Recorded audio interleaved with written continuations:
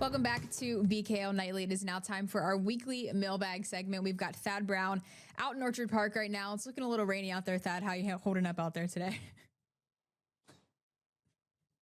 I mean, I found a roof, so I'm kind of out of the rain, but after like 7 straight weeks of it being awesome, reality has struck hard here in Orchard Park today.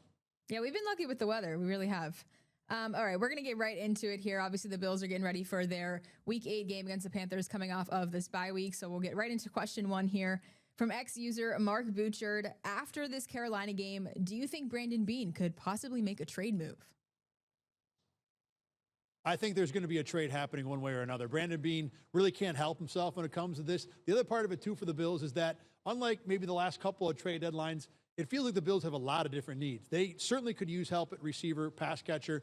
Also, cornerback, too, is an issue. But, I mean, safety's not out of the question. You can't have enough pass rushers. If the 2 guys coming back from suspension, Larry Ogunjobi and Michael Hoyt, don't click right away, maybe defensive line is another option. Does Matt Milano stay healthy enough to validate the fact that he can be a guy you can depend on at linebacker? So there are arguments to add players at so many different positions. I can't see Brandon Beane not making a move somewhere. Whether it's right after the Carolina game, I'm not sure about, because the trade deadline is another week and change after that. So the Bills may wait a little longer, but I would be 100% stunned if the Bills don't add somebody before November 4th when the deadline hits. Now, we've got a little bit till that deadline, so we're going to stick to this game coming up here. From Blue Sky user Steph Go Bills, how much does it help and hurt both sides when there isn't much film on a player at a new team? Yeah, I think this is a great question. It's something that we've talked about with players and coaches quite a bit. And what people got to understand is when you scout a team, usually, first of all, you only want to look at the last 4 games they've played. You know, if you're in week 12, you don't really want to go back to week 1 or 2 to get a good read on a player. So, for example, if Andy Dalton plays for the Panthers this week, he hasn't played much this year for Carolina at all. So it's very limited in terms of what kind of scouting you can do with him on this team.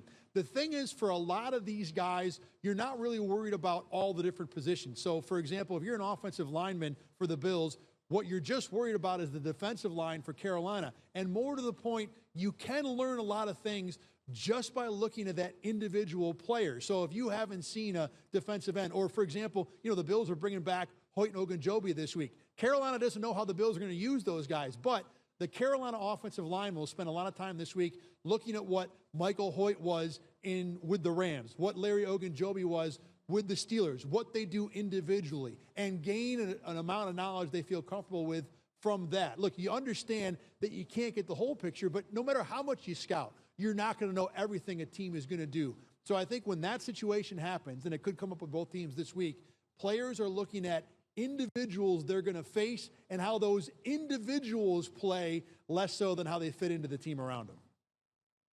Now, we know that Carolina comes into this game 4-3. The Bills obviously come into this game off of 2 straight losses. So from ex-user Showtime, if this offense can play clean, turnover-free football, they believe they will win by a touchdown. Now, cleaning up these penalties obviously has been an issue, penalties these last 2 weeks for the Bills. Do you think cleaning those up and cleaning up those turnovers will be enough for Buffalo to get the win this week?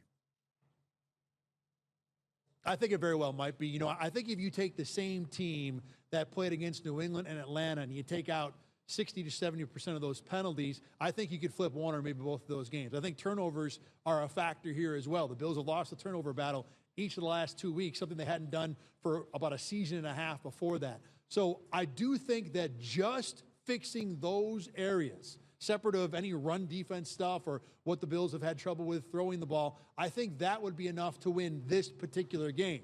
Now, the following week when the Chiefs come here to take on the Bills, you might need to be a little better as a team to win that game. But this week against a Carolina team that I think is better than most people think, even at 4-3, I don't think the Carolina reputation is very high. I like them a little better than maybe the general opinion of the Panthers is. But I think this game, if the Bills can just be clean, just don't beat yourself, I think you can win this game. Yeah, that's certainly something when you look at these last 2 losses stood out, that the Bills are losing the turnover battle, not historically been doing that. So if they can clean it up this week, I agree. At least a touchdown will be the win we get from the Bills this weekend. All right, that is going to wrap up this week's weekly mailbag segment. Thank you, Thad.